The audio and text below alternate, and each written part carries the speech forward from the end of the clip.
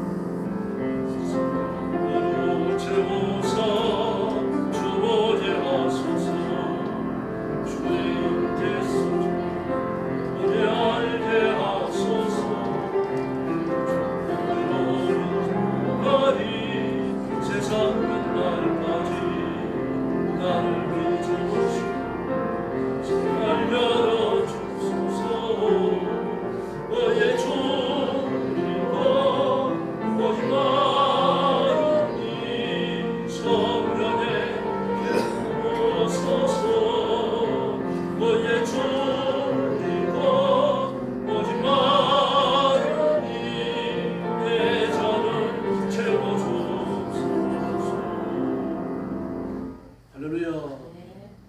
286장 부르겠습니다.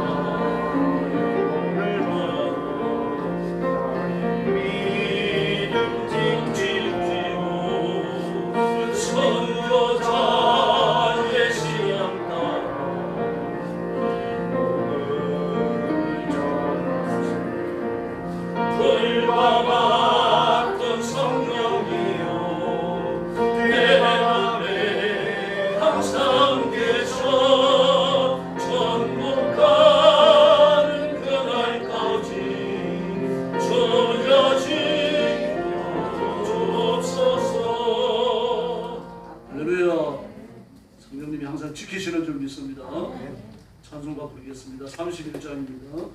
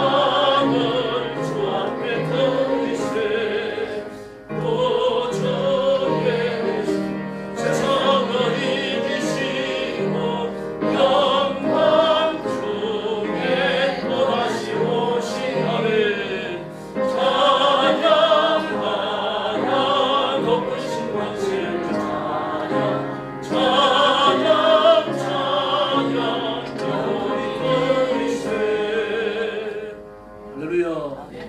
32장 부르겠습니다.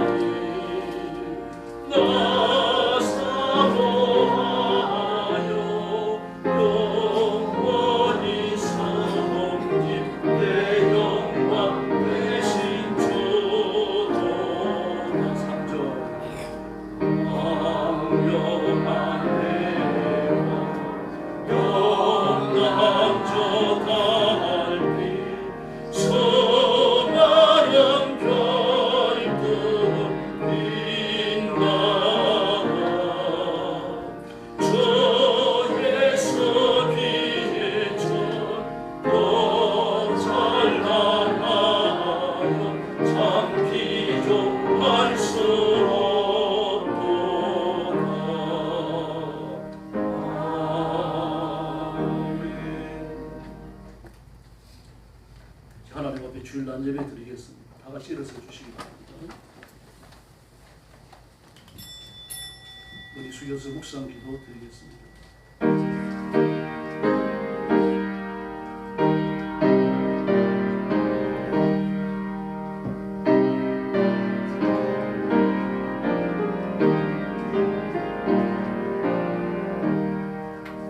너는 하나님과 화목하고 평안하라.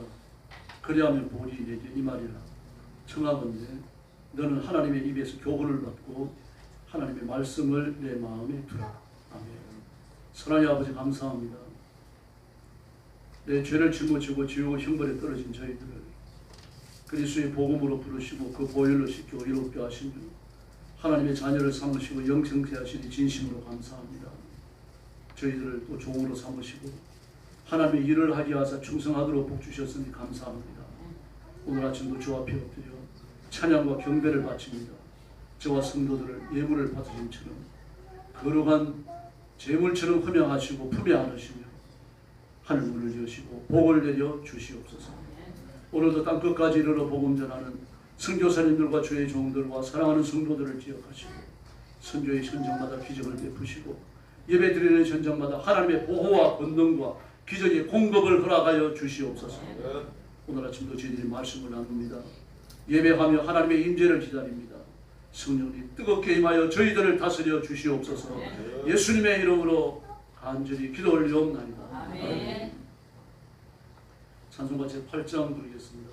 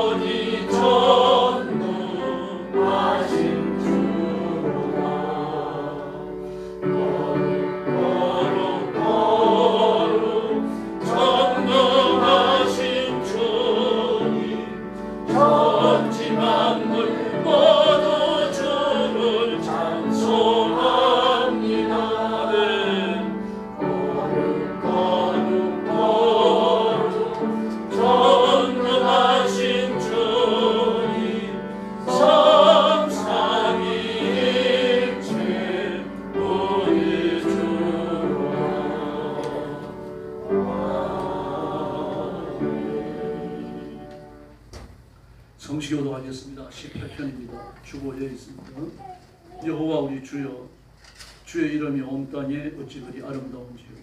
주의 영광을 하늘 위에 천천하리라. 주의 대적을 인하여 어린아이와 전부지의 입으로 말미암아 권능을 세우시며 이는 원수와 보수자로 잠잠케 하려 하심이니이다. 주의 손가락으로 만드신 주의 하늘과 주의 베풀어 두신 달과 별들을 내가 보오니 사람이 무엇이건대 주께서 저를 생각하시며 인자가 무엇이건대 주께서 저를 권고하시나이까. 여호와 우리 주여, 주의 이름이 온 땅에 어찌 그리 아름다운지요. 아멘. 우리 숙여서 신앙 고백하겠습니다. 나는 전능하신 아버지 하나님 천지의 창조주를 믿습니다. 나는 그의 유일하신 아들 우리 주 예수 그리스도를 믿습니다. 그는 성령으로 잉태되어 동정녀 마리아에게 사시고 본디오 빌라도에게 고난을 받아 십자가에 못 박혀 죽으시고 장사된 지 사흘 만에 죽은 자 가운데서 다시 살아나셨으며 하늘에 오르시어 전능하신 아버지 하나님 우편에 앉아 계시다가 거기로부터 살아있는 자와 죽은 자를 심판하러 오십니다. 나는 성령을 믿으며 거룩한 공교회와 성도의 교제와 죄를 용서받는 것과 몸의 부활과 영생을 믿습니다. 아멘. 자리에 앉으셔서 259장 찬송 부르겠습니다.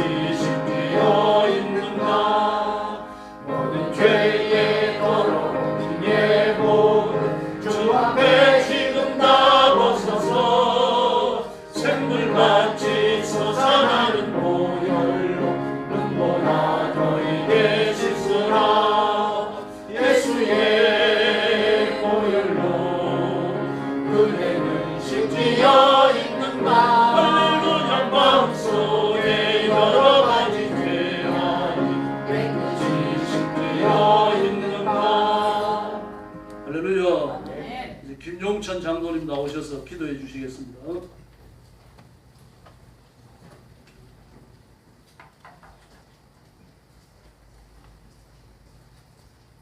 기도하겠습니다. 은혜와 진리로 역사를 주관하신 아버지 하나님, 오늘 저희를 예배의 자리로 모시고 주님의 이름을 높이게 하시며 감사드립니다. 특별히 이번 주일은 우리 민족이 광복을 맞은 것을 기념하는 주일로 드립니다.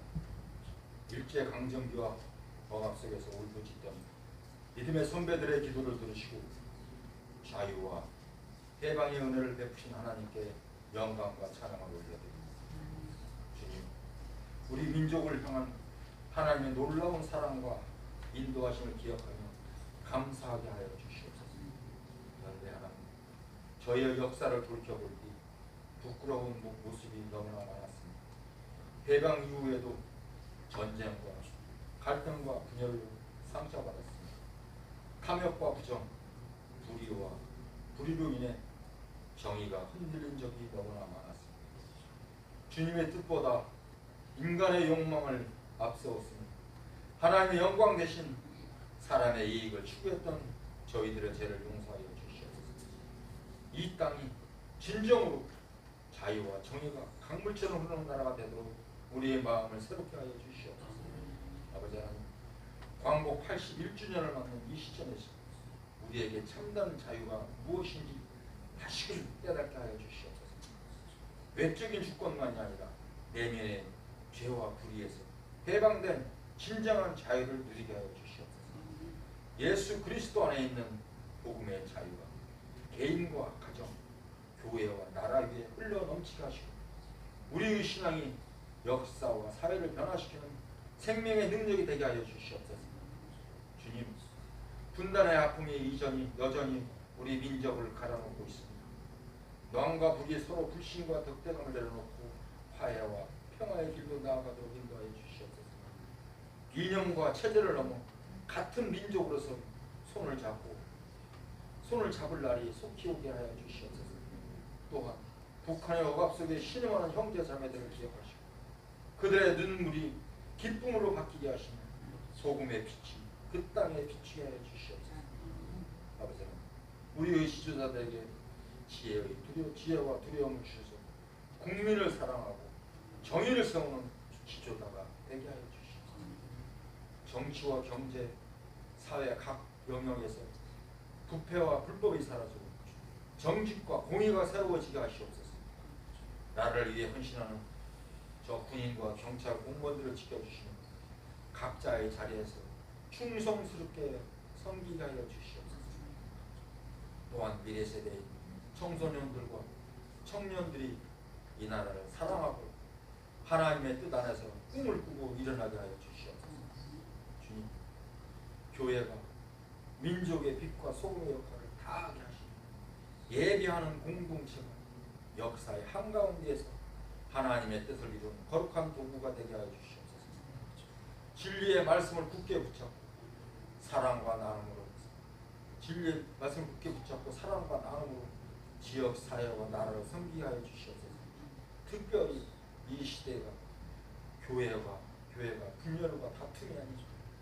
연합과 회복의 본이 되게 하시고 하나님의 정의와 사랑을 보여주는 신실한 산 증인들이 될 수 있도록 도와주시옵소서. 주님, 선교사님들을 위해 기도합니다. 지금도 지옥으로 다른 박질하는 저 많은 수많은 영혼들을 해방시켜 구원의 길로 인도하고자 광야에 외치는 자의 소리죠. 선교사님들 또한 주의 종들이 생명을 내놓고 전쟁과 질병과 굶주림과 수많은 역경 속에서도 복음을 들고 선포하고 있습니다. 그분들의 수고가 헛되지 않게 하시고 말씀이 선포되는 곳곳마다 니느웨 백성들이 회개하여 그 은혜를 받은 것 같이 말씀이 선포되는 곳곳마다 생명의 말씀 우리 주 예수 그리스도를 믿어 은혜 위에 은혜를 받게 하여 주시옵소서. 아버지 오늘도 주님의 말씀을 선포하시는 사자 목사님은 성령으로 충만하게 하셔서 이 시대의 민족을 향한 하나님의 뜻을 담대히 선포하게 하여 주시옵소서. 말씀을 듣는 저희가 마음으로 받고 삶으로 실천하게 하시고 다시 세상으로 나아가 복음으로 이웃과 사회를 변화시키는 주님의 참된 제자가 되게 하여 주시옵소서. 광복절의 의미를 되새기며 감사와 결단으로 드리는 우리의 예배를 주님 기쁘게 받아 주시옵소서. 우리 주 예수 그리스도의 이름으로 기도드렸사옵나이다. 아멘.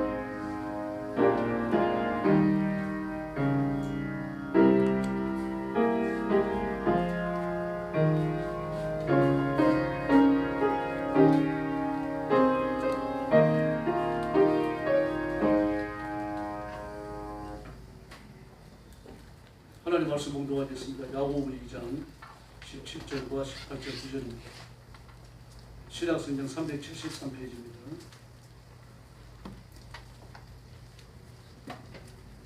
야고보 2장 17절과 18절입니다. 찾으셨으면 같은 음성으로 봉독하겠습니다. 이와 같이 행함이 없는 믿음은 그 자체가 죽은 것이다.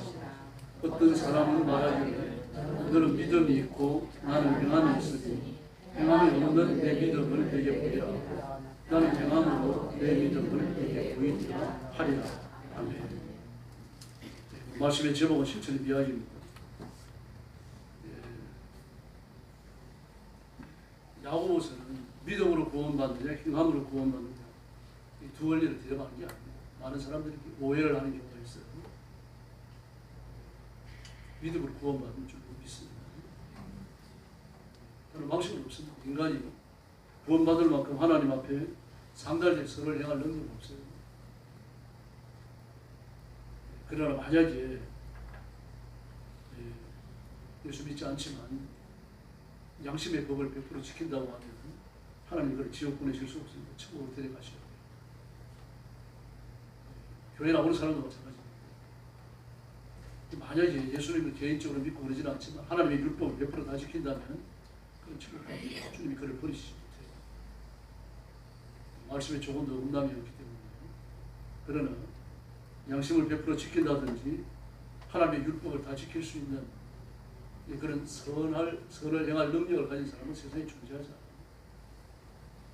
그래서 어떤 사람들은 그 로마서에 나오는 율법 없는 이방인은 양심이 율법이 되어라고 말을 하는 그 구절을 가지고 복음이 전파되지 않은 곳에서 또 복음이 전파되지 않은 시대에는 양심 구원을 받는다.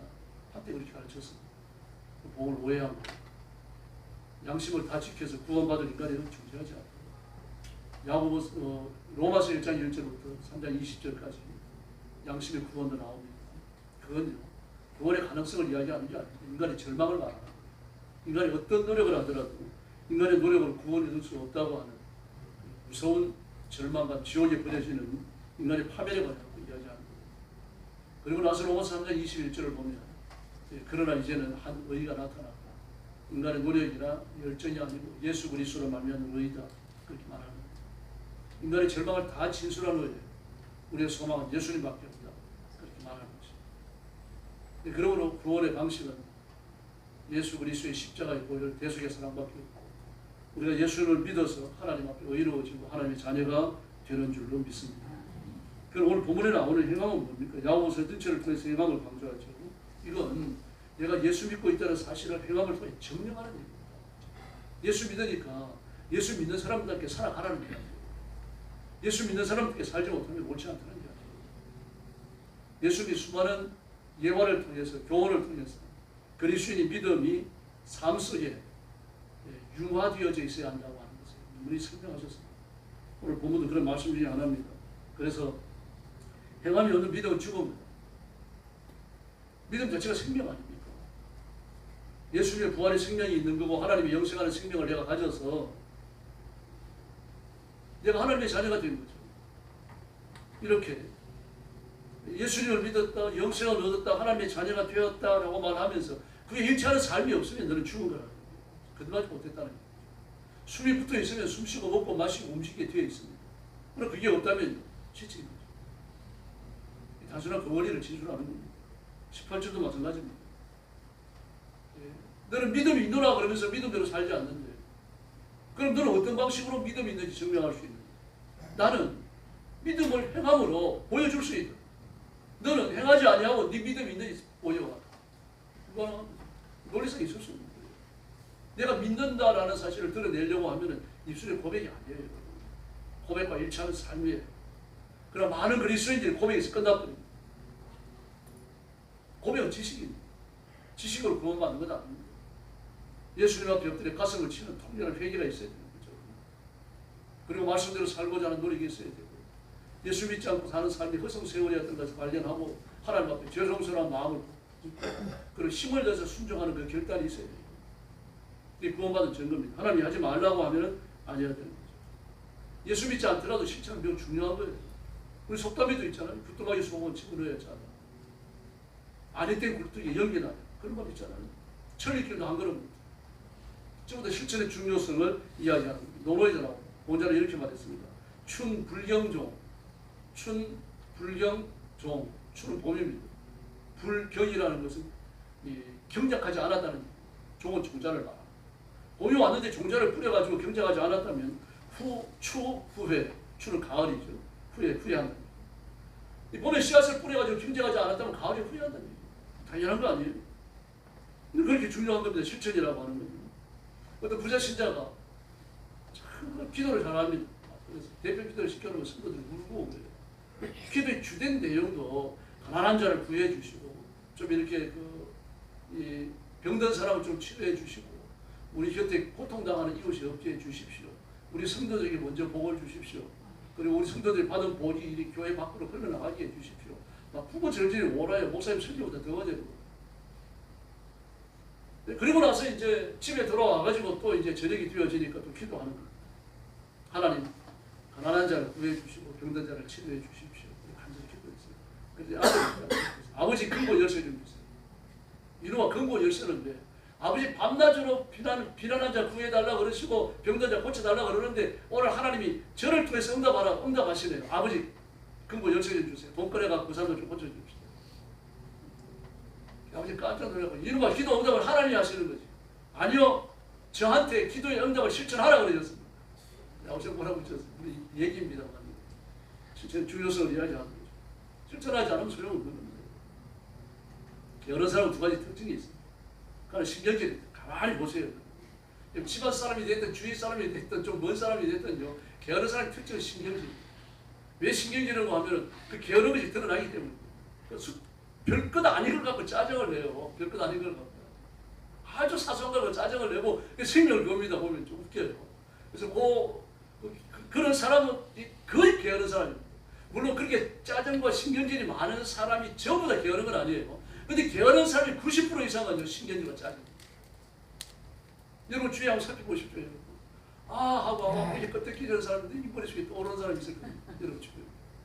아마 가족 중에도 그런 사람이 있을 수가 있죠.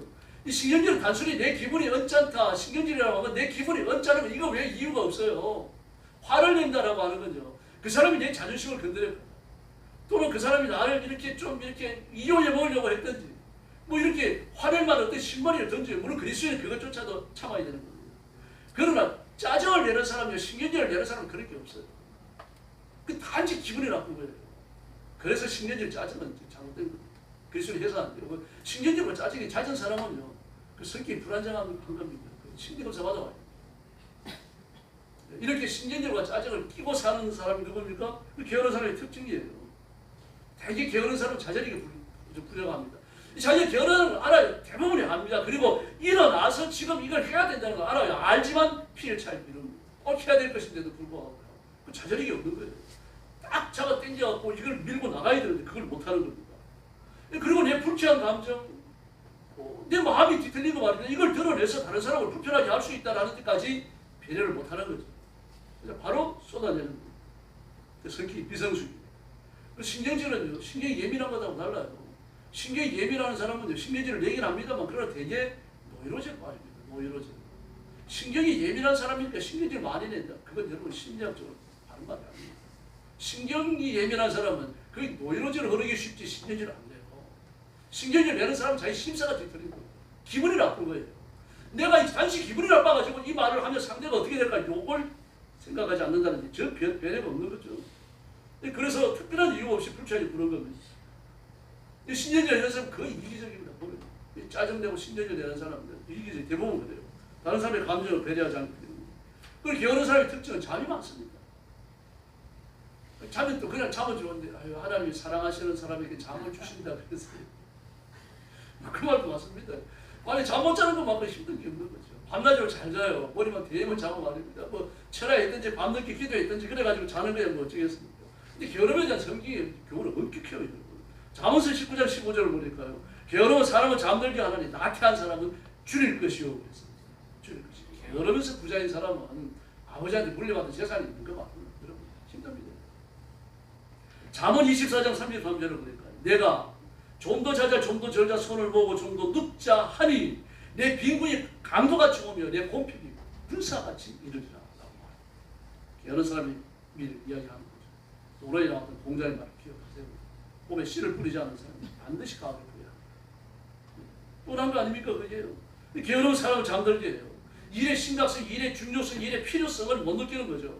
결국 위기와 고난, 가난, 어려움, 핍절 이런 데 벗어나는데 실패하는 겁니다. 그 모든 일에 나태해야 합니까? 그러지 않아요. 게으른 사람들요. 잠을 아는 사람도 아주 막 열불나게 잘하는 것 있습니다. 그런 사람들 보면 되게 잡기입니다. 잡기가 많아요. 남자들 보면 술 먹고 담배 피우고 놀러 다니는 거 그런 거 좋아하고요. 뭐 여자들도 마찬가지입니다. 다니면서 막 이렇게 막 그 누구 흉 보고 막 이렇게 모여가지고 밥 먹고 또 막 이렇게 그런 거 좋아하는 사람. 그런 거 하면 또 게으른데도 불구하고 잠도 많은데도 불구하고 안으로 뭉클기만 하는 사람들이 있어요. 그래서 위험해요. 그 우울증이 되기 쉽습니다. 그래서 이 게으른 사람, 잠이 많은 사람은 농사를 짓는다거나 집안일을 한다거나 가족들을 위해서 헌신하거나 교회에 나와가지고 열심히 일하는 이런 일이 게으르다. 잠언 12장 24절을 보니까 부지런한 자의 손은 사람을 다스리게 되어도 게으른 자는 부림을 받느니라. 아멘. 듣기 싫어도 하면 하세요. 부지런한 자는 사람을 다스려도 게으른 자는 부림을 받는다 그랬단 말입니다. 저희는 부지런해서 발이 우리 성도들이 다 부지런합니다. 그래서 회사를 경영하고 나머지 월급을 주고 뭐 재정을 이렇게 회계를 잘 관리하고 이런 전부 다 부지런해야 할 수 있는 거죠. 회계가 게으름이 문제가 됩니다. 저는 이게 돈 다루는 게 참 미소가. 한 번은 막그 시찰이하고 세 군데서 회계를 맡았습니다. 그리고 연말에 가지고 결산을 하는데 100만 원 이상의 결이 나요. 막 3만 대하들 많이 맞았습니다. 당신을 회개하지 말아야 돼요. 그 돈을 쓰고는 잘 기록해놔야 되는데 기억력을 믿는 거죠. 근데 기억력을 믿는 건 믿을 게 아니거든요. 돈을 썼으면 바로 써야 됩니다. 어디서 누가 얼마나 가져갔다 그걸 써놔야 돼요. 정확해야 되는 거죠. 부지런히 하는 겁니다. 그 돈을 계산하는데 수를 따지는데 게으르면 그 빵꾸 날 수밖에 없어요. 뭐든지 마찬가지입니다. 목사가 주일날 설교하지 왜 가지고 늘 신경이 곤두 서 있어야지. 토요일날 오후까지 설교 준비 안 하다가 이제 슬슬 해볼까? 그럼 주일날 엉망인 거 들고 올라올 수밖에 없는 거죠. 그게 게으름입니다. 근데 부지런히 해야 되는 것을 알면서도 못하니까 그게 게으름입니다. 공자는 노릇도 이런 말을 했습니다. 대복제천. 대복제천. 큰 복은 하늘에 딸렸다는 대복, 큰 복은 제천, 제천, 이슬제천, 하늘에 딸렸다 하는 얘기입니다. 그러나 그 다음에 말이 중요합니다. 소복, 제동, 소복, 작은 복은 동, 내가 노동을 통해서 얻을 수 있다. 대복은 하늘에 딸렸지만 소복, 작은 복은 내가 열심히 손발을 올리면 얻을 수 있다는 얘기입니다. 그러므로 손발조차 열심히 늘리지 않으면 대복도 없죠, 소복도 없죠. 쌀뿌리 다니다가 이제 끝난다는 얘기입니다. 그래서 게으름을 움직이기를 싫어하거나 움직이지 않으려고 하는 거예요. 뭐 책이 크고 행동이 둔하고 이런 얘기가 아닙니다. 정말 중요한 일을 안 하고 세속적인 일, 육신적인 일, 남 흉보는 일, 막 이런 건 잔뜩 잘하고 말이죠. 이게 문제가 되는 겁니다. 그래서 참 안타깝죠. 그런 사람들을 보면 디모데전서 5장 13절을 보니까요. 또 저희가 게으름을 이렇게 집집마다 또 삽니다. 집집마다 돌아다니니까 이게 부지런한 거 아닙니까? 여러분 부지런한데 엉뚱한 쪽으로 부지런한 거죠. 근데 그걸 가르쳐가지고 게으름을 익혀라고 말을 해요. 디모데전서 5장 13절에서요. 게으를 뿐 아니라 망령된 평론을 하며 일만 만들면 마땅히 아니할 말을 합니다. 평론을 하며 이 편파적인 말을 많이 한다는 얘기입니다. 다음에 디도서 1장 12절을 보니까요. 그레데인 중에 어떤 선지자가 말하되 그레데인은 항상 거짓말쟁이며 악한 짐승이며 배만 위하는 게으름쟁이라. 어떤 민족을 놓고 이렇게 도시, 그레데가 도시거든요. 도시 사람 전체를 싸잡아가지고 말하는 건 편치가 않아요. 그거 성경에 나와서 디도서 1장 12절이요. 그레데인은 선지자가 말하되 그레데인은 항상 거짓말쟁이며 악한 짐승이며 배만 위하는 게으름쟁이. 그 먹는 건 되게 밝히는 겁니다. 막 먹는 거 갖다 좀 환장하는 거죠. 먹는 거 좋아하는 사람은 뭐 이렇게 뭐 소식하고 그런 사람들은 없잖아요. 되게 많이 먹죠. 그럼 먹는 거 좋아하는 사람들 기름진 음식, 막 이렇게 잘 차려진 음식, 고기 이런 거 좋아합니다. 그러니까 먹는데 이 관심이 많이 가 있는 거죠. 그러면서 정작 해야 되는 농사 짓는 일, 집안일 돌보는 걸, 자식 돌보는 걸 이걸 일단 뒤집는 거예요. 철학자 중에서 아주 그레데인을 신랄하게 비판한 사람이 있습니다. 그레데인이 게으르다는 것은 디도서 1장 2절에만 나오는 게 아닙니다. 1장 12절에만. 그 철학자들 사이에도 알려져 있었던 거죠. 그레데인이 유명했던 겁니다. 그러니까요. 주전 6세기의 시인인데 그리스, 헬라 그리스의 7대 현인 중에 하나로 손꼽히는 사람입니다. 그게 크로수스입니다. 크로수스예요. 크로수스는 이제 그 이후에 크로수스의 다음의 그 제자점에 해당되는 사람입니다. 그 사람들 중에 누가 있는 거면 아리스토텔레스나 키케로가 있습니다. 둘 다 유명하잖아요. 시세로의 편지 같은 경우는 기독교에 대한 정확한 관점을 유명합니다. 기독교인이 아닌데 기독교인이 성경대로 사는 걸 그 편지를 통해서 많이 발전했어요. 아리스토텔레스 유명한 사람이죠. 그 알렉산더의 스승이잖아요. 근데 그 전 시대에 사셨던 크로수스라고 하는 그리스의 7대 현인 그가 이렇게 말을 했습니다. 그 내용을 읽어드리겠습니다. 그레데인이 거짓말쟁이라고 하는 것은 누구도 부인할 수 없는 사실입니다. 그레데화되었다는 말은 거짓말하는 사람이 되었다는 말이다. 거짓말쟁이와 그레데인은 같은 말이다. 이렇게 이야기했습니다. 그 철학자가 그 제자도 아는 철학자, 유명한 철학자, 그 헬라 7대 현인이 하나로 꼽히는 철학자가 단순히 사람을 비난하려고 이런 말을 했겠습니까? 그 그레데인은 역사적으로 이렇게 유명했다는 얘기입니다. 아주 게으름뱅이거든요. 거짓말 많이 하는 게 게으름뱅이의 특징이라고 헬라 철학자들 사이에서 또 원리가 세워져 있었던 것입니다.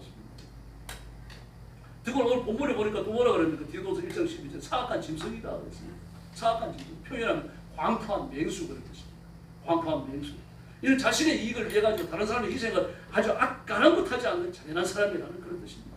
이 그레데인의 본성을 이야기하는 거죠. 지금 게으름뱅이 성경에 나온 게으름뱅이에 대한 특성을 지금 성경이 진술하는 겁니다. 그래서 세 번째는 뭐라 그랬습니까? 배만 위하는 게으름쟁이다 그렇게 말합니다.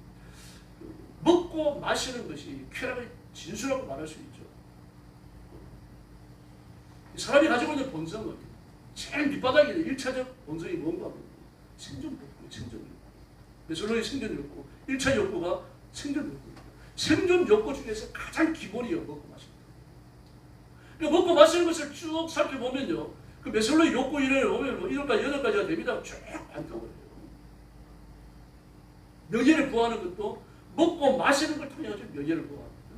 성취감을 얻는 것도 먹고 마시는 걸 통해 성취감을 얻어요. 뭐 우리가 그냥 뭐 이렇게 더울 때 나가가지고 뭐 그냥 돈 받아주고 뭐 콩국수 같은 거 먹잖아요.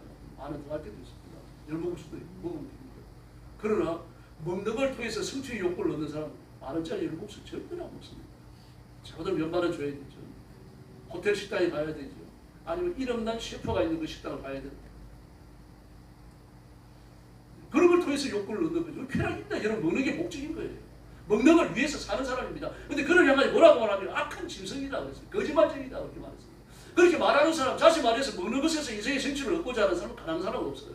다 부자입니다.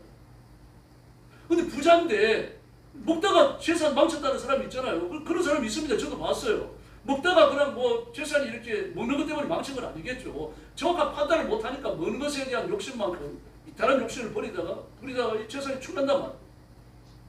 그럼 어떻게 됩니까? 뭘 꾸려다니죠. 꾼 돌아가지고 제일 먼저 뭐 할 것 같습니까? 먹어요. 제가 옆에서 봤습니다.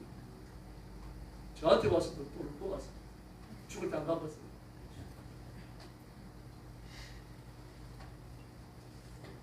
만나서 얘기하면 매일 먹는 얘기입니다. 뭐 경복궁 불구지도 뭐 경복궁 불구지도 더 잘하는 데가 어디 있고. 심지어 제가 수련회 가고 그럴 때 그 양반들 물어봐요. 어느 곳으로 교인들하고 수련회 가는데 식당 어디 가면 좋을까? 그러면 쫙 나옵니다. 먹는 게 목적입니다. 그걸 위해서 하는 거죠. 근데 성경은 뭐라고 말합니까? 그걸 게으르다고 말했어요. 악한 짐승이라고 말합니다. 저주하는 거예요. 무서워요. 뭐 맛있는 음식 찾아다니지 말라는 얘기가 아닙니다. 기독교인 음식 잘 먹어야 돼요. 맨날 만 원짜리 열국수만 먹어도 되겠습니까? 좀 감당하는 맛있는 거 먹고 불러가지고 좀 사주고 말이죠. 나 이만큼 산다 이것도 자랑하고 그래야 되는 거죠. 근데 그게 잘 먹는 것 자체에 목적이 있고 문제가 되어져 있는 사람 성경이 비판합니다. 그러므로 게으름은 정서적인 행동이나 거룩한 결단 꼭 해야만 하는 인생의 필요와 관련된 것들을 안 하는 겁니다. 알람도 보십시오. 생명이 결부돼가지고 왔다 갔다 하는데도 많은 돈이 주어지고 많은 높은 벼슬자가 주어지니까 그걸 따라가잖아요. 나기도 눈이 열려가지고 천사를 보는데 발라면 못 봐요. 악사악한 짐승이 배만 위하기 때문에 그런 거죠. 대마도 마찬가지입니다. 바울을 따라다니기가 힘들어요. 그 고린도전서에 보면 내가 못 먹고 못 잤다 그런다. 못 먹고 못 잤다. 그런데 그 최근에 그 헬라어 번역본 말고요. 그 전에 좀 오래된 번역본을 보면요. 못 먹었다 못 잤다가 제규동사를 썼어요. 제규동사. 무슨 말입니까? 스스로 안 먹고 스스로 안 잤다는 얘기입니다. 금식하고 철회했다. 그 어려운 환경 속에서. 대마라고 하는 사람이 그런 마을과 쫓아다니니까 그 스스로 안 먹고 안 자는데 금식하고 뭐 철회하고 있는데 그 자기가 퍼지게 자고 말입니다. 푸지게 먹고 그럴 수 있겠어요. 근데 그걸 가버렸어요. 그 대마는 세상을 살아가야 달마지아를 받고 대마에 대한 바울의 이 마지막 소식이에요. 야고보는 영적 게으름에 대한 고발입니다. 게으르다고 모든 걸 다 게으르진 않아요. 엉뚱한 일에 부지런한 거죠. 학생은 공부를 안 하면서 게임하고 인터넷 서핑하고 노래방 드나들고 오락실하고 말입니다. 막 이런 데 도사 직장인도 마찬가지입니다. 뭐 일을 게으르게 하면서 오락실, 인터넷, 도박, 경락, 경륜 이런 데만 줄기차게 다니고 말이죠. 집이 있고 가정이 있고 자녀들이 있는데도 말입니다. 뭐 그냥 등산 동호회다 무슨 뭐 자전거 타는 본이다 그러면 모든 걸 싸질러 지고 가버리고 말입니다. 교회까지 안 나옵니다. 동호회 가면. 이게 게으름입니다. 그 동호회를 한 번 안 나가도 괜찮지만 예배를 한 번 빠지는 거예요. 심각한 문제예요. 예배 중요성이 머릿속에 각인이 안 돼요. 성경은 게으름이라고 말합니다. 그 진리에 대해서는 잘 안 움직여요. 주일 예배를 드리고 뭐 기도 생활을 하고 성경을 읽고 결심을 해야 옳구나 목사가 이런 얘기 하면 지금 맞는데 진짜인데 그러면서 자기는 안 해요. 야고보 사도께서 예루살렘을 돌보고 있던 당시 교회들의 여러 가지 문제점 중에 하나가 입만 살았다는 거예요. 신앙을 잘하는 이번은 신앙을 고백하고 진리를 진술을 하고 막 진리에 대하여 이야기를 하고 이단이 뭔지를 지적을 하고 다 합니다. 말은 잘하는데 진리를 실천할 때 영 질겨요. 이걸 지적하면 게으름, 악한 행동 여기까지 판단을 해버립니다. 성경은. 그래서 야고보에도 나오잖아. 배고파? 무슨 그래 갖고 다녀. 밥 좀 사 먹고 댕기지. 돈 없어가지고 밥을 못 사 먹어서 배가 고픈데 데려가서 짜장면 사줘야지. 이 사람은 그래 밥을 굶고 다니면 내 가서 밥을 먹고 댕겨야지. 그런단 말이야. 성경은 게으름이란 말이에요. 악한 짐승이란 말이에요. 추워서 달달 뜹니다. 이 사람 좀 교회 나오면서 그런 거 나오면 돼. 좀 따뜻하게 입고 나와야지. 따뜻하게 입고 나올 옷이 없는데 어떡합니까? 어떤 사람은 막 헌금을 못합니다. 돈이 없어갖고. 아니 왜 헌금을 안에 앉아갖고 혹시 돈을 안 갖고 나가서 교회 와가지고 헌금 안 하는 현장이 발견됐는데 그 돈이 없단 말을 할 수 있어요. 돈을 안 갖고 하는 이 사람이 추잡스럽게 돈을 갖고 다녀야지. 형편을 이해하지 못하는 거. 성경은 게으름이라고 말해요. 고난이 직면한 사람을 이해하지 못하는 거. 제가 지난번에도 말씀드렸죠. 이거 우리나라에서 나온 통계인데 공식적 통계입니다. 굶어 죽는 사람이 1년에 적어도 60명에서 70명 정도. 이해가 되세요? 굶어 죽는 사람. 근데 의사들은요, 몇 배 더 될 걸로. 왜냐고 하면 사람이 굶으면 위장에도 또 간에도 췌장에도 종기가 생긴다. 종기가 염증이 생기는 거예요. 그리고 영적으로 죽는 거예요. 이런 사람들은 굶어 죽는 걸로 판단이 안 되고 병으로 죽은 걸로 분석이 된다는 거예요. 그리고 내장에 종기가 생겨가지고 죽는 사람들 중에서 체중이 좀 적은 사람들, 고기가 오랫동안 끊어져 있는 사람들, 그래서 다 굶어 죽었다는 거예요. 이해가 안 되죠. 실제로 우리나라에서 일어나는 거죠. 그러면 우리가 묻는 것을 앞에 놓고 하나님 앞에 좀 진실해야 됩니다. 스펄전 목사님이 그런 말을 했습니다. 만약에 모든 그리스도인들이 천국에 간다면 천국에서 입만 동동 떠드는 것이다. 많이 들어보셨죠? 스펄전 목사님 설교입니다. 진리를 실천하지 않는 것들에 대한 질책입니다. 그리고 배고프다는 말을 누가 하면 밥 좀 사 먹고 댕기하고 추잡스럽게 배고프다고 그러냐 하자 내가 내면 사줄게. 그래야 되는 거죠. 그래서 이 수준이 어때야 되는지를 말하는 겁니다. 믿음과 삶의 일치는 우리의 진리를 머리로만 받지 말고 손발로도 받아야 되는 거예요. 우리 삶 속에 내가 아는 원리, 진리, 하나님의 말씀이 행동이 되어져서 나타나는 살아있는 그러므로 실천하는 것이 복된 일이며 실천하는 사람이 복받는 줄로 믿습니다. 여러분 화장실에 책은담 한 곳이 사다놓으라고 사다놓으셨어요? 아무도 안 사다놨죠? 책은담 잠언집이에요. 뭐 이렇게 한 가지 주제를 놓고 길게 써내려가는 게 아닌데 잠언들로 쭉 채워져 있어요. 근데 보세요. 성경 풀로 될 만큼 좋아요. 그 책은담이 우리는 말하면 근시, 무가지고 근시, 근이 부지런한 근자거든요. 근시, 부지런한 사람은 무가지고 돈으로 형량할 수 없는, 값을 매길 수 없는 오물을 가진 것이다. 근시, 무가지고. 잠언서의 교훈과 같잖아요. 성경은 아닙니다만 성경 해석으로 쓴 걸 말해요. 잠언서 이런 내용이 많아요. 그래서 저는 책은담에 이런 내용이 많아요. 그 책은담을 처음 읽을 때 기독교인이 썼다. 그런 생각이 들었어요. 다 짧아요. 길어야 몇 줄입니다. 그 화장실에서 놓고 보기 좋았지. 성경은 부지런하고 권고합니다. 로마서 12장 11절을 보니까요. 부지런하여 게으르지 말고 열심을 품고 주를 섬기라.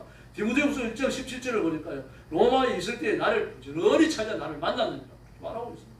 히브리서 6장 11절에요. 우리가 간절히 원하는 것은 너희 각 사람이 돈이란 부지런을 나타내요. 끝까지 소망에 풍성하며 할렐루야.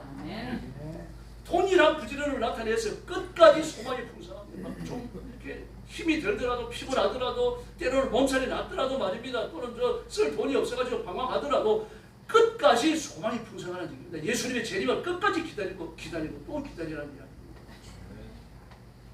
우리 성도들이 다 부자가 되기를 바랍니다. 아멘. 그런데 가지는 부자가 돼서는 안 돼요. 소유하는 부자가 아니라 쓰는 부자가 돼요. 아멘. 바로 그걸 이야기합니다. 그래서 부자를 하면 대회를 이룰 수 있어요. 스페인 사람들이 최고로 존경하는 그 첼로 연주가가요. 파블로 카잘스입니다. 파블로 카잘스입니다. 1973년도에 97세에 죽었어요.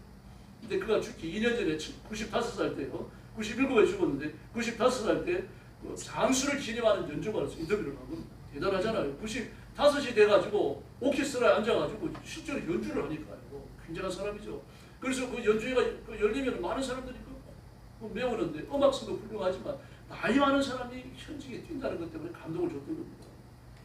또 어떤 기자가 묻습니다. 당신은 세계 최고의 첼로 연주가입니다. 그런데 95세가 된 지금도 하루에 6시간 연습하는데 이유가 뭡니까?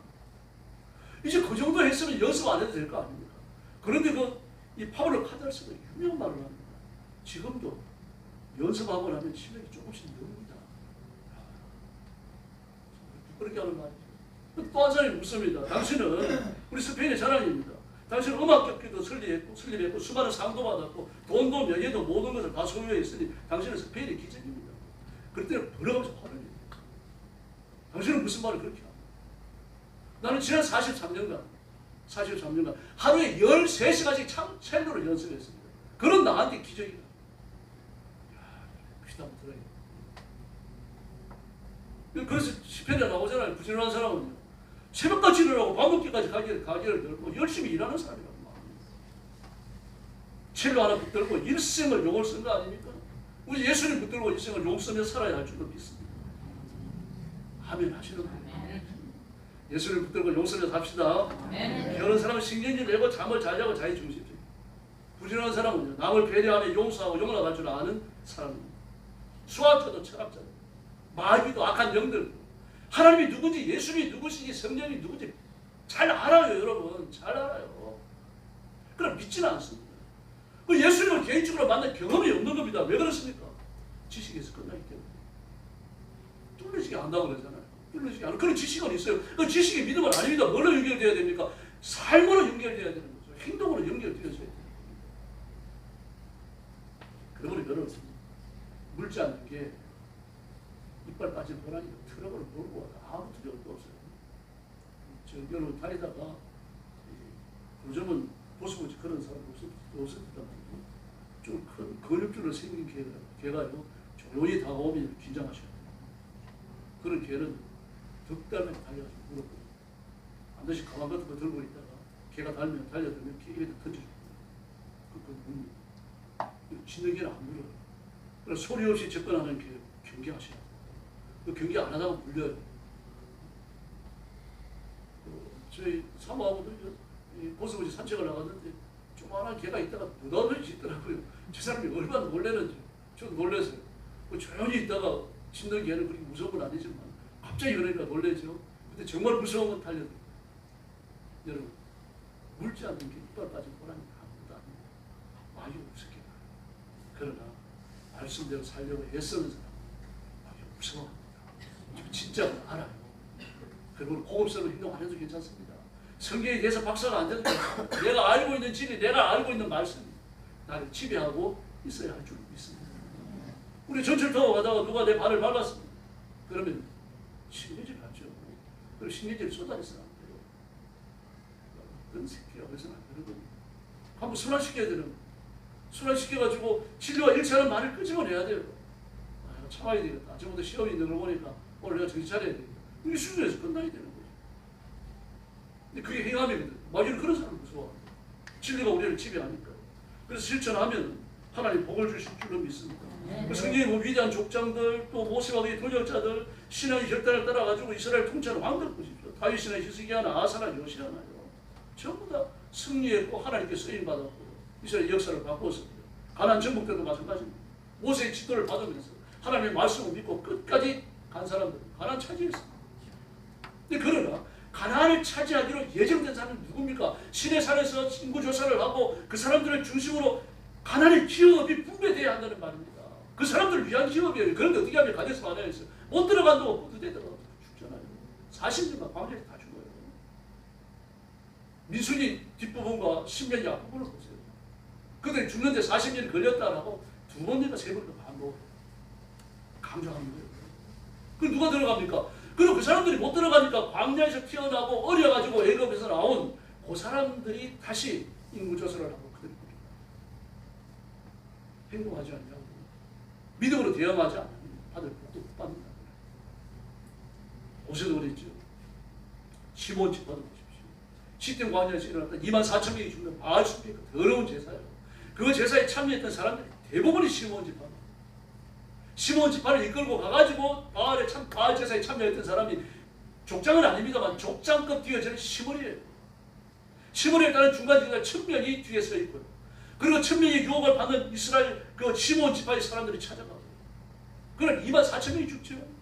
1000명이 지도자예요. 1000명이 지도자. 그럼 두 번 죽어요. 그 시몬 지파 사람들. 하나님께서 어떻게 죽이라고 말씀하십니까? 그들 가운데 지도자를 태양을 하여 목을 매달라고 말합니다. 그들이 죽어요. 그들이 천명입니다. 그들이 죽고 나니까 이게 뭐 생태가 더 사람들이 죽고 나니까 뭐 희한하잖아요. 그러니까 이스라엘 백성들이 그 천만 문 앞에 가서 우는 거죠. 우는데 그 제사에 참여했던 시므리가 미디안 부족의 한 부족장의 딸 고스비를 데리고 자기 곁으로 와요. 보통 그러지 않죠. 비너스가 보고 분노해서 들어가서는요.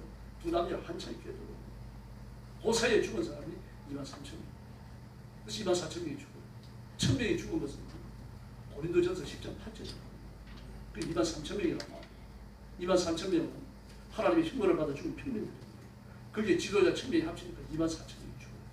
시몬 지파에서 24,000명이 대부분 시몬 지파. 그 빠지고 나니까 어떻게 되겠습니까? 처음에 인구조사 1차 인구조사 때는요 57,200명인가 그래요. 근데 그들이 죽고 나서 2차 인구조사를 하니까 22,200명, 60% 이상이 없어요. 가나안에 들어갔어요. 자기 기업의 몫으로 할당된 땅도 못 빼앗아요. 그 전쟁에서 뺏어야 되는 건데 그걸 못 빼앗아요. 그래서 기업을 확장하지 못하니까 유다 지파에 들어가서 두고 살해를 합니다. 그래서 없어졌대요. 시몬 지파.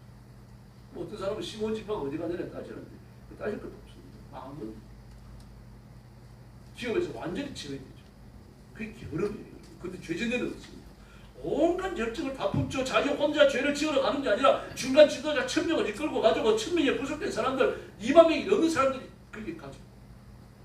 저는 그걸 깨닫는 마음으로 읽었을 때 두렵더라고요. 이렇게 한 지파가 무너집니다. 그래서 2026년도 올 한 해 남은 기간 동안 부지런한 성도를 살아갑시다. 옆에 있는 분하고 얘기합시다. 부지런하게 믿읍시다. 할렐루야. 이 시간 15분 전에 오세요. 찬송에 참여하시고 순서 맡은 거 소중하지 않고 충성하시고 직장이나 사업이나 가정에서 내게 주어진 직무를 따라 충성하셔야 됩니다. 여러분 인간을 무너뜨린 독소입니다. 불식시키는 그 도저히 톨스토는 이렇게 말합니다. 게으른 자의 머릿속은 악마가 집을 짓기에 알같은 장소다. 톨스토이는 기도의 응답을 믿는 신앙이 천국과 지옥을 믿는 사람이고 그의 부활이라든지 안내까리나 이런 걸 보십시오. 누구나 그 단편집을 쭉 모아놓은 책이 있습니다. 그 책은요, 기도하는 책이에요. 톨스토이 단편집. 신앙의 톱이 들어가 있는 아주 훌륭합니다. 근데 그거 한 마디에 게으른 자의 머릿속은 악마가 책을 짓기에 아주 적합니다. 그래서 게으른 사람은 누구든지 미쳐가지 못합니다. 늘 퇴보합니다. 실천하면 삶이 변화되고 하나님의 간섭이 시작되고 기적이 일어날 줄로 믿습니다. 실천은 내가 먼저 해야만 하나님이 강제로 이렇게 세우지 않습니다. 히브리서 12장 12절을 보니까요. 그러므로 피곤한 손과 열악한 무릎을 일으켜 세우고 할렐루야. 이 내가 이걸 해야 돼요. 이걸 하면 하나님 내 손자가 일으켜 주시고 무릎에도 힘을 주실 줄로 믿습니다. 그러므로 반드시 해야 될 일을 해야 됩니다. 지금 해야 되고 열심히 이왕 하는 거 열심히 해야 됩니다. 실천하는 사람을 하나님 원하십니다. 오늘 본문에도 나오죠. 행함이 없는 믿음은 죽은 것이다. 예수님은 선한 사마리아의 비유를 주시죠. 그래서 누가복음 10장 37절에 슬레이트를 딱 내리치시면서 레디 액션이라고 말하죠. 너도 가서 이와 같이 하라 그러십니다. 이와 같이 하라. 레디 액션이에요. 우리한테 요구하십니다. 그리고 예수님을 잘 믿읍시다. 잘 믿으면 우리도 변화될 줄로 믿습니다. 찌는 듯한 산복들이 계속됩니다. 어제 태풍 때문에 조금 나왔는데 태풍 기세에 다 선물 내고 나면 포점이 분다 그러는데 이게 언제 올지 모르겠어요. 그런데 입추가 왔었죠. 입추 다음 날 제가 귀교를 들으니까요. 저는 이제 입추나 말벌이 이렇게 화별가를 넘어가고 쭉 있으면 매년 점검을 합니다. 풀을 내고 물기 시작했어요. 희한해요. 그 전까지만 해도 안 울었어요. 최근에. 근데 입추하고 딱 지나가고 나니까 풀을 내고 물기 시작하더라고요. 가려고. 또 반드시 올 수밖에 없죠. 막 어떤 사람 포용을 염려합니다만 저도 걱정은 됩니다. 그래 걱정할 거 없어요. 왜 그렇습니까? 지구가 태양에서 멀어지고 있는 거예요. 무슨 수로 포용이 계속되고 하나님이 태양빛을 갖다가 강제로 가두기 전에 불가합니다. 그리고 자연의 이치를 따라 포용은 사라지는 거예요. 가을은 짧게 오겠죠. 그런 추운 겨울이고 또 내년 봄이 오고 그래서 나이 한숨 무겁죠. 그와 더불어서 우리 신앙이 자라나야 됩니다. 그러므로 이 포정보다 더 뜨거운 신앙과 성령의 충만함을 붙잡아 이 시대를 이기는 성도들이 되기를 예수님의 이름으로 축원합니다. 통성으로 기도하겠습니다. 믿음의 부여한 성령의 분을 이 시대를 이길 수 있는 영적, 육적 부지런함을 주시고 또 물질의 복, 건강의 복을 달라고 간절히 부르시기를 바랍니다. 같이 기도하겠습니다. 자비하신 아버지 감사합니다. 오늘 아침에 드디어 말씀을 살포했습니다. 이 말씀대로 우리가 진리를 따라 살고 진리의 불복을 하며 살아가고 진리의 지배를 받으며 살아가고 진리를 높이 들고 숭배하며 순종하며 살아가서 인도하여 주옵시기를 간절히 원합니다. 세상에 어떤 것보다 기억하지 말고 오직 말씀의 진지한 말을 가지고 저희들 되게 하여 주옵시기를 간절히 말씀합니다. 먹고 마시고 돈을 벌고 세상에 여러 가지 일을 하지만 그것이 우리 삶의 목적이 되지 않는 것입니다. 전부 수단이에요. 우리 삶의 목적은 오직 예수님 한 분만이 되게 하여 주옵시고 예수님을 사랑하기 때문에 사람을 사랑하고 예수님을 사랑하기 때문에 이웃을 사랑하고 예수님을 사랑하기 때문에 가난한 자와 병들면 저희들이 되게 하여 주시옵소서. 그래서 우리 영광교회 성도들 돌아보시고 하나님 만족하시며 기뻐하시며 주신 높이 드시고 복주시고 깨어있는 중에 깨어있는 성도가 되게 하여 주시옵소서. 이 시대에 깨어있는 영들이 되게 하시고 하나님의 손에 물들여서 쓰임받은 영광스러운 종들이 되게 하시고 하나님의 기쁨을 위하여 하나님 앞에 깨어있는 종들이 되도록 역사하여 주시옵소서. 우리 성도들을 주님 앞에 맡겨주시고 하나님의 손으로 만져주시기를 바랍니다. 의의 길로 인도하여 주시기를 바랍니다. 하나님의 권능으로 새롭게 하여 주시기를 바랍니다. 오늘 복을 더하여 주시옵소서. 이 시대에 우뚝선 일꾼들이 되게 하시고 하나님의 손길에 붙어 영원하게 쓰임받도록 역사해 주시옵소서. 자비하신 아버지 감사합니다. 저희가 예수 믿어 구원받았고 하나님의 자녀가 되고 복을 받아 지금까지 살아온 것을 감사합니다. 현재의 삶과 우리 미래를 주님 앞에 맡깁니다. 지금까지 게으르게 살았더라도 앞으로는 용사와 같이 치열하게 살며 죄와 싸우며 사단의 원수를 깨뜨리고 악한 영들을 몰아내고 하나님 앞에 복종하는데 부지런한 저희들 되게 하여 주시옵소서. 이렇게 살기로 결심하는 성도들에게 하나님께서도 부지런하게 복을 주시기 원합니다. 승려의 권능을 부어주시고 물질의 장대함을 주시옵소서. 이 물질의 핍절하에서 돈 끌어다니지 않게 하여 주시기를 바랍니다. 나누어 주고 베풀며 주신 물질로 영혼까지 건져내는 귀한 일꾼들 되게 하여 주시옵소서. 건강의 복을 주시옵소서. 절대로 치매에 걸리지 않도록 도와주시고 맑은 정신과 깨끗한 정신으로 주님을 부르시는 그날까지 건강하게 살면서 충성하는 저희들 되게 하여 주시옵소서. 병치레 하다가 죽지 않게 해주시고 하나님께서 부르실 때 자는 것처럼 누웠다가 아침에 일어나 하나님 앞에서 눈 뜨는 귀한 성도들 되게 하여 주시옵소서. 예수님의 이름으로 간절히 기도 올려옵나이다. 아멘.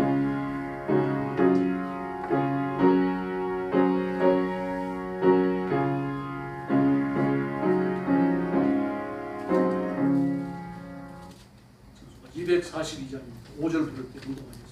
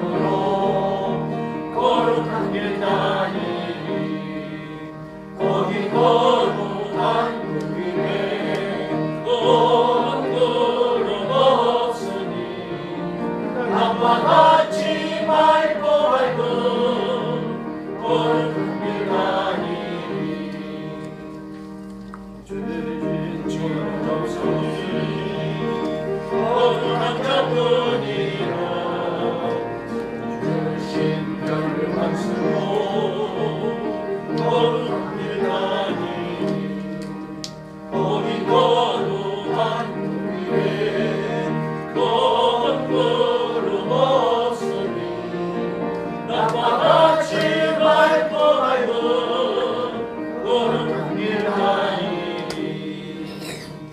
할렐루야.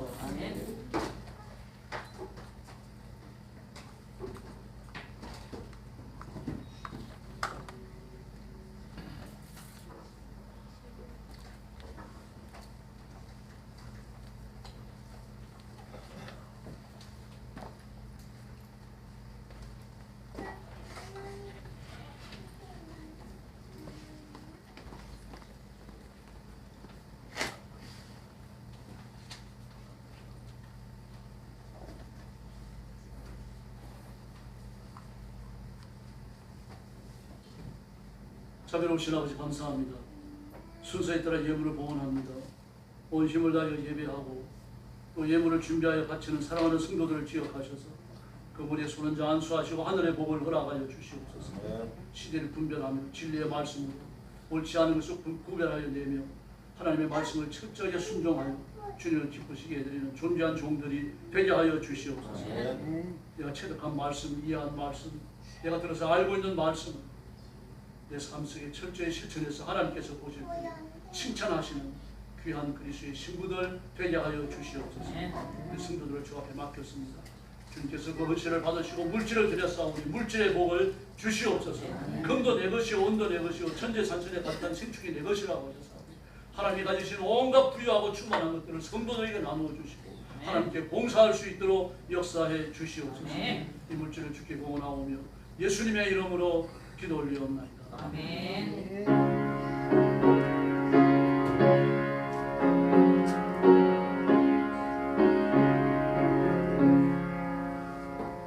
요절 같이 읽겠습니다. 시작. 이르시되 너희는 따로 한정한 곳에 가서 잠깐 쉬어라 하시니 마가복음 6장 39절 말씀. 나라와 민족을 위해서 기도해 주시고요. 중국과 일본을 위해 가지고 특별히 기도해 주시기 바랍니다. 중국 땅덩어리가 크니까 들겠습니다. 몇 개가 올라가지고 지진이 또 일어나고 일본이 희한하죠. 태풍이 몇 개 올라갔는데 일본에 성격해가지고 태풍이 없을 줄 알았는데 다시 성해졌어요. 그래가지고 지금 초토화시키고 난리가 나고 일본은 이제 땅이 그 화산재가 모여서 형성된 땅이 많거든. 아주 넓어요. 그렇지. 근데 그게 물을 푹 받아버리니까 그냥 뭐 시럽떡처럼 되어버려요. 사람 발로 밟아도 물컹물컹하니까 차가 그런 데를 지나갈 때 희한하게 변하더라고요. 땅이 물러오고. 그런데도 참 선교사님들이 많은 고립을 당합니다. 그래서 일본을 위해서 기도해 주시고 중국을 위해서 기도해 주시고요. 지금 여러 상황도 아시죠? 여러 번 지금 비가 안 오면 큰일 납니다. 라인강이 독일로만 흘러가는 게 아니죠. 북유럽에서 쭉 흘러오는 강이고 여러 나라에 접촉이 되어 있어요. 이 나일강이 얕은 데는 수심이 20cm밖에 안 됩니다. 이 나일강 통해서 배가 다니고 여러 가지 물자를 수송해야 됩니다. 곤란하게 되어서 물자 수준이 그렇지 마실 물이 없어지죠. 사람이 성급되고 사람이 심각한 현상이 오게 되고 아마 그 유럽 같은 경우는 9월 한 달 동안 아직 폭염이 지독하게 내쫓아요. 그래서 온 세계를 보면 예수님 빨리 모셔야 돼요. 그래야 그리스도인들도 믿음의 교실을 얻을 수 있고 사람에게 살 수 있는 연예인 그런 걸 위해서 기도해 주시고 여러분 자신을 위해서 기도해 주시고 나라와 민족을 위해서 그러지어 주시기 바랍니다. 그리고 내일부터 목요일까지 그 청해 서북지역 목회자 수련회가 있습니다. 저는 그래서 숙박은 안 할 거고 하루 정도 할지 모르겠습니다. 출퇴근을 하려고 합니다. 그래서 기도해 주시기 바랍니다. 옆에 계시는 분들하고 인사 나눠주시기 바랍니다. 사랑합니다. 감사합니다.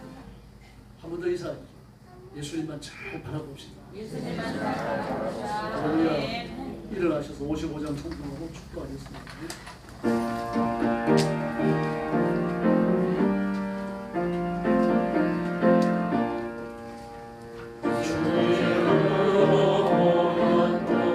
우리가 지금 헤어질 때에 언제나 함께 하시며 영원케 하소서. 아멘. 이제는 우리 구주 예수 그리스도의 은혜와 하나님 아버지의 극진하신 사랑과 성령님의 도우심과 인도하심과 교통하심이 오늘 주일날 주님 앞에 나와서 난 예배 바치며 말씀을 기쁨으로 받고 하나님 앞에 영광 돌리며 주신 말씀을 따라 실천하며 하나님을 기쁘시게 해드리기 원하는 사랑하는 모든 성도들 머리 위에 영원토록 함께 계실지어다.